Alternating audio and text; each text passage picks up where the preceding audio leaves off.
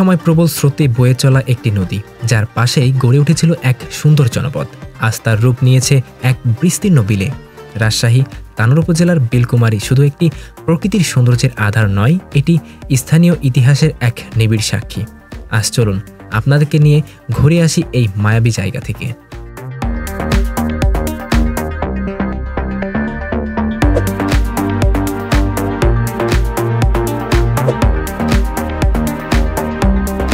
তানোর উপজেলার বিখ্যাত এবং জনপ্রিয় স্থান যেটাকে বলা হয় বিলকুমারী, সেই ব্রিজটি এখন সেজেছে তার আসল সৌন্দর্যে। আজকে ঘুরে দেখব সেই ব্রিজটি এবং আপনাদেরকে জানাবো রাজশাহী থেকে আপনারা কিভাবে অল্প খরচে এই জায়গায় আসতে পারেন। তো চলুন একসঙ্গে দেখে আসি।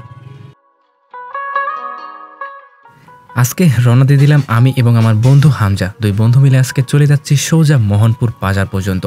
বাজারে যাওয়ার আগেই হাতের বাম সাইডে একটি রাস্তা চলে গেল, যেটি থানার সামনে দিয়ে। সেই রাস্তা ধরে আমরা যাব হচ্ছে ব্রুজঘাট ব্রিজ পর্যন্ত। আপনাদেরকে আরও একটি তথ্য দিই, সেটা হচ্ছে রাজশাহী থেকে তানোর পর্যন্ত যাওয়ার জন্য সিএনজিতে ভাড়া লাগে ৭০ টাকা, আর বাসে যদি যান সেই ক্ষেত্রে ভাড়া পড়বে মাত্র ৬০ টাকা। বাস বা সিএনজি থেকে নামার পরে আপনাদেরকে ভ্যান যোগে যেতে হবে বিলকুমারী পর্যন্ত। ভাড়া লাগতে পারে জনপ্রতি ১০ টাকা। ব্রুজঘাট ব্রিজের সামনে দিয়ে হাতের ডান সাইড দিয়ে একটি রাস্তা চলে গেছে, যেটি নদীর একদমই কোণ ঘেঁষে। সেই রাস্তা ধরে আজকে আপনাদেরকে নিয়ে যাব। রাস্তাটা আসলে অসম্ভব সুন্দর। সেই রাস্তার কিছু দৃশ্য আপনারা এখন দেখুন আপনাদের কাছে কেমন লাগে।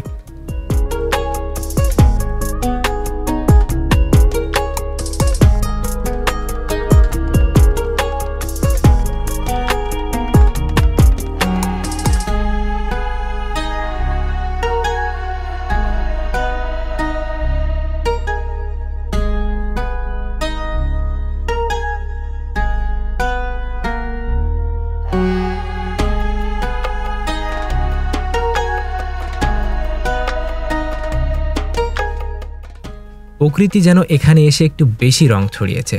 চারপাশে খোলা প্রান্তর, সবুজ ধানক্ষেত আর দূরে নীল আকাশ। আপনি এখানে এসে হারিয়ে যাবেন এক অন্যরকম প্রশান্তিতে।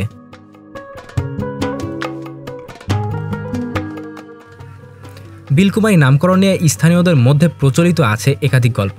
অনেকে বলে এখানে একসময় কুমারী নামের একটি নদী প্রভাবিত হতো। সেই নদীর নাম থেকেই বিলের নাম হয়েছিল বিলকুমারী। এই নদী একসময় ছিল এখানকার প্রধান জলপথ। নৌকা চলে যেত তানোর থেকে বহুদূর। ফসল আনা নেয়া, ব্যবসা বাণিজ্য সবই হতো এই নদীকে ঘিরে। আমি রয়েছি একদম তানোর ব্রিজের মাঝখানে। তো ব্রিজে আসলে আপনারা অবশ্যই এখানে অনেক দোকানপাট পেয়ে যাবেন। তবে এখন প্রচুর পরিমাণে পিপাসা পেয়েছে, মানে একদম গলা শুকিয়ে কাঠ হয়ে গেছে। তো এখানে একটি শরবতের দোকান দেখতে পাচ্ছি। তো এখানে দেখি জুস বা হচ্ছে যে এটা খেয়ে ট্রাই করে দেখি কেমন। হ্যাঁ, তো এই পাশে কিন্তু বিভিন্ন ধরনের দোকান রয়েছে, আপনারা যে কোনো জিনিস ট্রাই করতে পারেন। অনেক দোকান রয়েছে এখানে।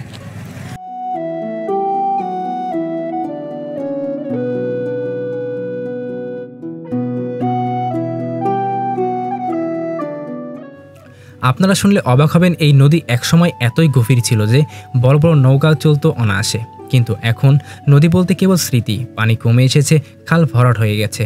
বর্ষায় পানি কিছু জমে থাকলেও বছরে বাকি সময় শুকিয়ে যায়। তবে বিলে তখনই কিছুটা প্রাণ থাকে।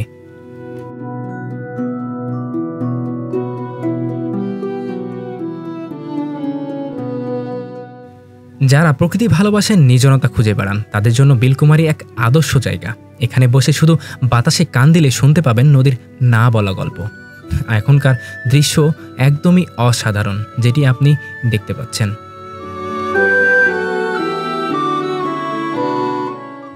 সন্ধ্যার সময় যখন সূর্যটা ধীরে ধীরে ডুবে যায়, তখন এই ব্রিজ আর নদী যেন স্বপ্নের মতো লাগে।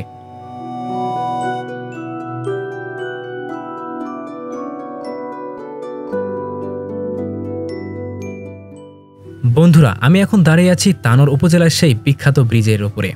আশেপাশে দেখলে বোঝা যায় কত মানুষ প্রতিদিন এখানে আসে শুধু একটু প্রশান্তি খুঁজতে। নদীর পানি, হালকা বাতাস আর এই ব্রিজ এক কথায় ম্যাজিকের মতো। আপনাদের এই সুন্দর মুহূর্তটা আরও প্রাণবন্ত করতে ঘুরতে পারেন নৌকায়। নৌকায় ঘুরতে হলে আপনাদেরকে জনপ্রতি খরচ করতে হতে পারে ৫০ থেকে ৬০ টাকার মধ্যে।